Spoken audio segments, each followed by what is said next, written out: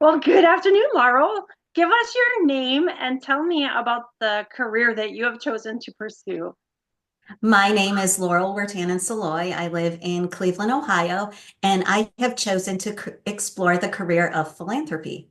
Whoa, philanthropy, that's a pretty wide industry, right? How do you prepare for such a career as that? Schooling? I did not intend to have this career, and I did not know that it even existed. Okay. I initially went to college to explore a degree in communications, political science, and journalism, intending to eventually enroll in law school.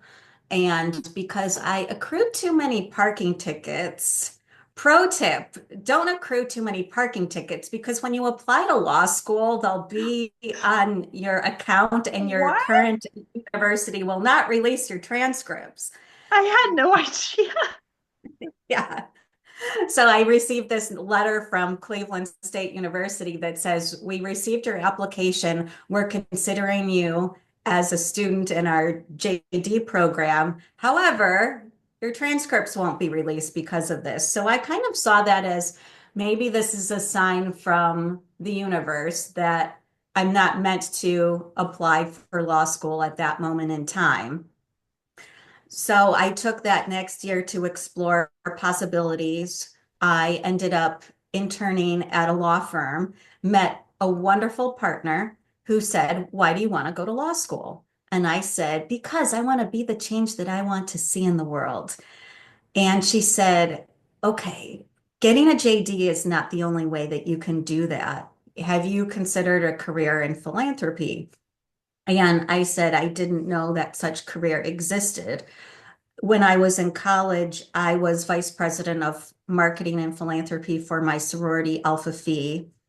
And I thought that this was just something people do as a volunteer. Had no idea that it was an actual career. I applied for a job at Ohio Guidestone, and the rest is history. That was my first job in philanthropy. Laurel, can you tell us what philanthropy is? Can you give us an idea of what you do in your daily life? Mhm. Philanthropy literally translates to love of humanity. And there's actually a formalized career in philanthropy. People are usually surprised to learn about that. There's many different components that go behind philanthropy, also sometimes referred to as fundraising.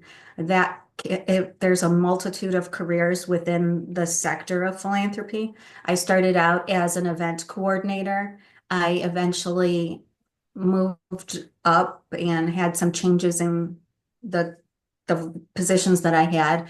That would include annual giving, which is sometimes the letters that you receive in the mail or the phone calls that people receive at home to say, "Can you give money here?" Or text messages that people receive to say, "Remember to give this commitment to this particular cause."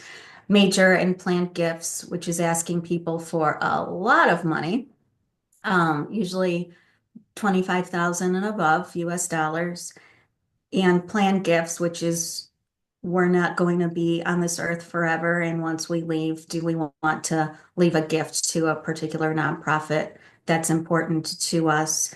And then also the leadership component of philanthropy, leading a team. What do I need to do to bring out the best in my team in order to achieve the goals of the particular organization that we're working to make a better place?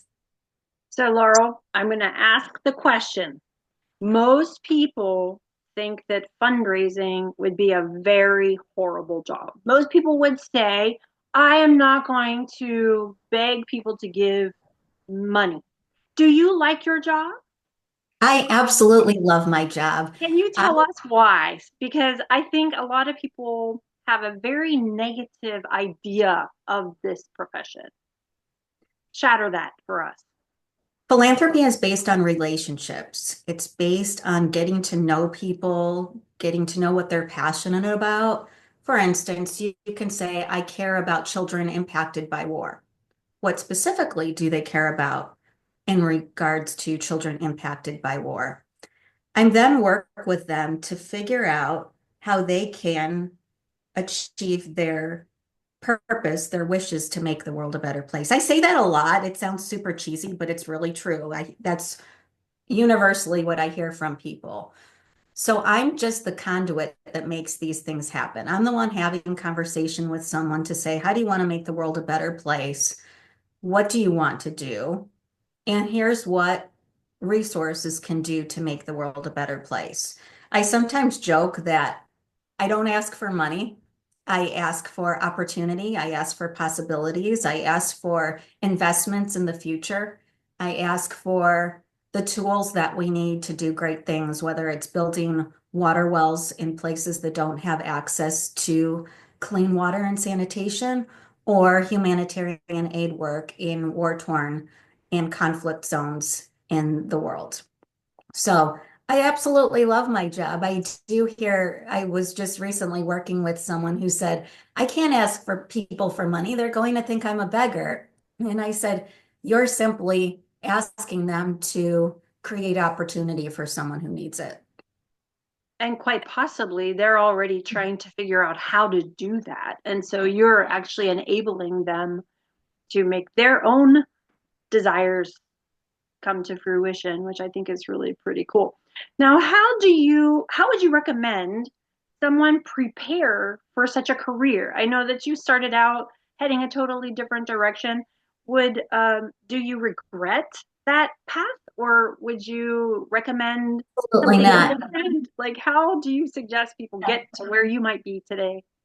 I think that we're always on a pathway that places us where we're eventually meant to be. So I don't regret anything. And actually, everything I did perfectly prepared me for a career in philanthropy.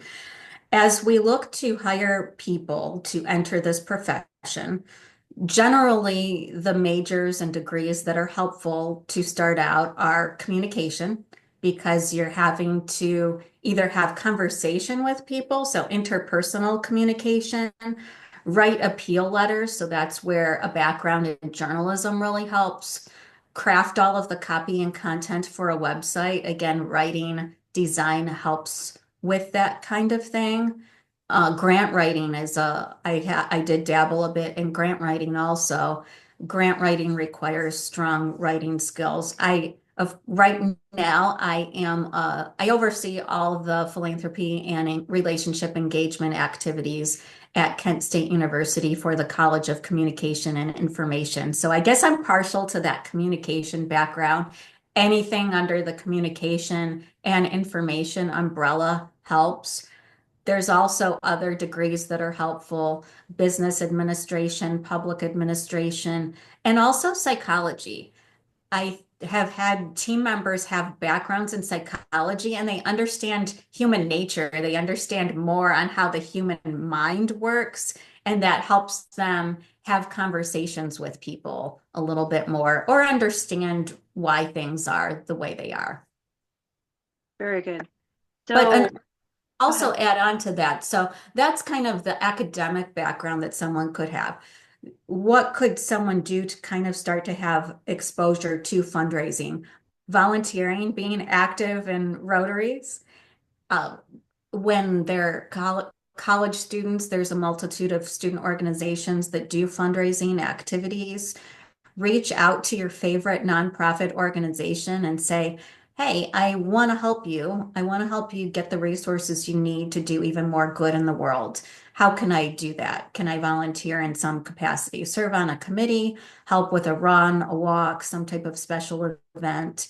That'll really give exposure. I've had interns work on my team too, who start out saying, I want exposure to all aspects of philanthropy. So they'll dabble in grant writing, event planning, and then also major and planned giving areas. So that's three different areas, and they can kind of determine, okay, they're different. I can kind of decide once I'm applying for full-time jobs what I want to actually do. You've had some really fantastic experiences, and I know that through our Rotary Club.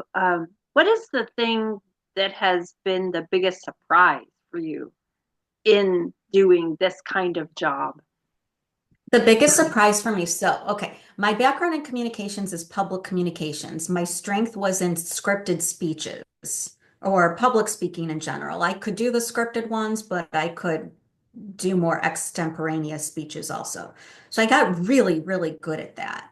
I would speak to Rotary clubs, I would speak to business groups, I would conduct tours at the organization, and I was all about the presentation. What was my case for support? What did my grant application sound like?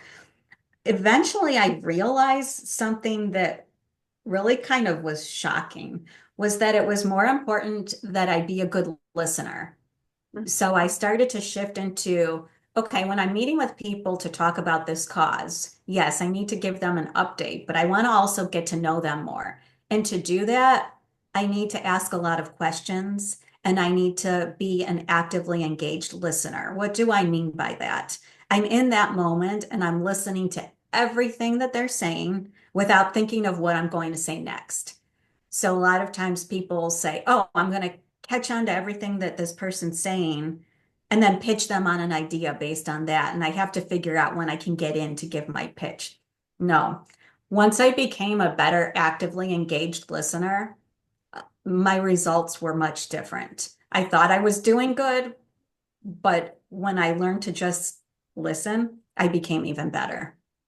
Wow, that is such great advice for literally any career possible. I think that is really an important skill that we should have, even in our personal lives, frankly. Um, we're better people for it, not only professionally, but personally as well. Laurel, you're so fun to talk to you. You have such a cool background, and you're just a really neat person. So it was fun having a minute to talk to you today.